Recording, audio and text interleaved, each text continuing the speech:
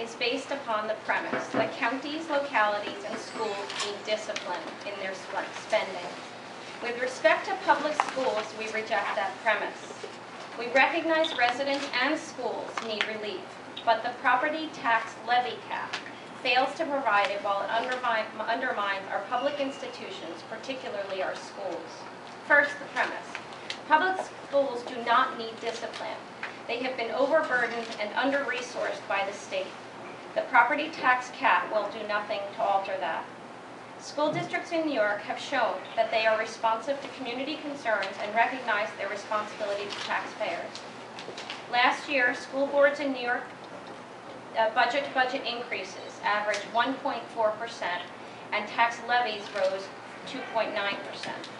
In Harrison, school budgets have passed on the first try in each of the last 10 years, and the percentage increase on our levy has gone down 6 consecutive years since 2004-2005.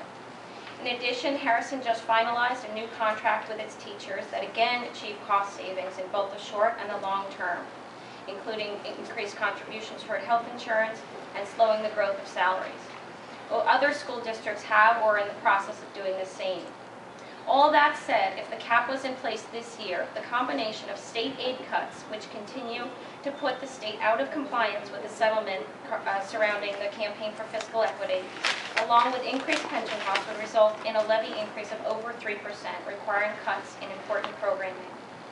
Evidence from around the country demonstrates that particularly in the absence of state aid, schools are likely to be devastated by and educational inequities are exacerbated. When a cap has been imposed without increasing state aid, school districts have been forced to eliminate sports, art, foreign language, and kindergarten. The governor's proposal does not include any increase in state aid, and in fact, it cuts state aid to schools by $1.5 billion. Our school district, like school districts across the country, will be forced to eliminate teachers, increase class size, and make difficult choices on eliminating vital programming. The programs that our children stand to lose as the result of this are critical to their future and their ability to compete with students across the country as well as internationally. Those in higher income areas can likely override the cap, but inequity grows as lower income areas cannot override the cap. These disparities only grow as more and more costs are shifted to more and more regressive sources of revenue, such as fees. One of the most disappointing things about the discussion of the property tax cap is that its proponents have taken advantage of real frustration surrounding pain in the around the economy and property taxes in order to introduce a gimmick that will not provide relief to those most in need of it. As appealing as the property tax cap sounds, make no mistake, a levy cap does not cap any individual homeowner's property taxes. Over the past few years, most school districts have kept their levy increases quite modest, close to or under 2%. But falling assessments and tax challenges have led to huge rate increases and left many homeowners with large increases in their property tax bills. For people who are already paying huge percentage of their income in property taxes, particularly retirees and those whose incomes decline unexpectedly, a cap will do nothing to provide relief. If New Yorkers need property tax relief, and this is not the answer, what is? Well, I begin from the premise that not all taxes are equal. Rather than scapegoating teachers or supervisors, the governor and legislators should work to change existing state laws that impose costs on districts and fund or remove mandates that can be removed without harming children. The state can fully fund its obligations to schools as provided for and not complied with in the Campaign for Fiscal Equity settlement.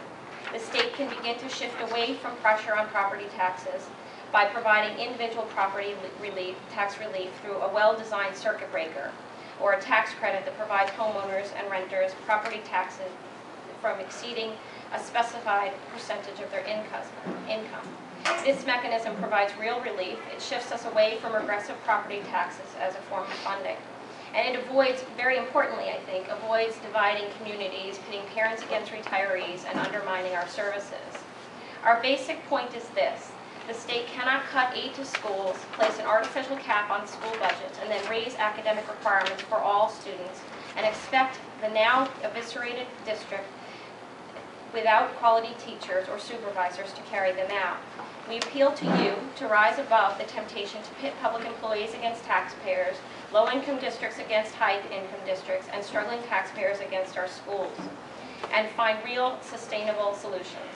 We have the wherewithal. The question is whether or not we have the political will to provide real solutions rather than devastating gimmicks. Thank you.